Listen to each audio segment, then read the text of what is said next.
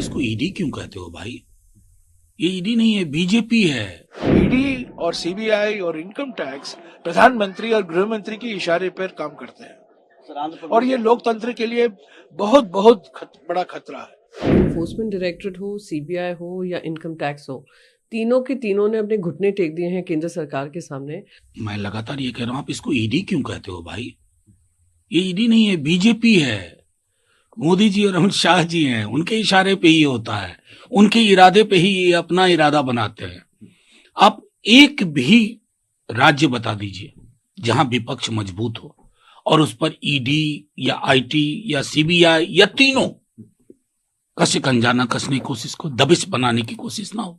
तो मैं तो इस पूरे प्रश्न को ही खारिज करता हूं कि ये ईडी है ना साहब। जैसे आरएसएस इनकी वो संस्था है जिसको कहते हैं सांस्कृतिक संगठन, तो ये इनके आनुषंगिक संगठन है। ये इनकी लड़ाइयां लड़ते हैं, जहां कमजोर होते हैं वहां ईडी मजबूत होती है और ईडी मजबूती से प्रहार करने की कोशिश करती है। पहले दिन से ये साफ हो गया है कि मोदी सरकार, ईडी, सीबीआई, इनकम टैक्स को पूरा दुरुपयोग हो रहा है। राहुल जी के खिलाफ, केजरीवाल के खिलाफ, जो इंडिया गठबंधन के पार्टियां हैं, घटक दल हैं अलग अलग राज्यों में, उनके मंत्रियों के खिलाफ, मुख्यमंत्री के खिलाफ, यहाँ की मिसाल के तौर से झारखंड में। तो ये स्वतंत्र संस्थाएं नहीं रही।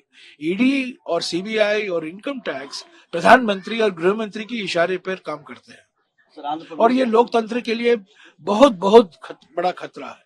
मैं तो बस बार बार एक ही बात कह रही हूँ और दोहरा रही हूँ, जिस तरीके से इन्फोर्समेंट डायरेक्टरेट हो, सीबीआई हो या इनकम टैक्स हो, तीनों के तीनों ने अपने घुटने टेक दिए हैं केंद्र सरकार के सामने। ये इंडिपेंडेंट एजेंसीज के लिए अच्छी सौगात नहीं है। आने वाले समय में अगर आप डिपेंडेंट हो जाते हैं सरकारों पे या पॉलिटिकल राजनीति में आप इंटरफेयर करने लगते हो, तो ये देश के लिए हानिकारक है। इंडिपेंडेंट एजेंसीज अगर घुटने टेक दें, तो जो भी केंद्र सरकार कर रही है, ये केंद्र सरकार का स्पॉन्सर्ड कार्यक्रम है और अरविंद केजरीवाल जी हों, हेमंत सोरेन जी हों, तेजस्वी यादव जी हों, महाराष्ट्र में हमने देखा किस तरीके से संजय राउत जी को अरेस्ट करने का काम किया गया था। संजय राउत जी की जो बेल हुई थी उसमें क्लियरली ये लिखा था कि एक सिविल केस को क्रिमिनल बनाने का काम हुआ है, और वो भी क्योंकि उनकी पॉलिटिक्स केंद्र सरकार के खिलाफ है। तो आप समझ सकते हैं किस तरीके से दुरुपयोग हो रहा है। पर हम लोग लड़ाई लड़ेंगे, एक साथ मिलकर लड़ेंगे और मजबूती से लड़ेंगे।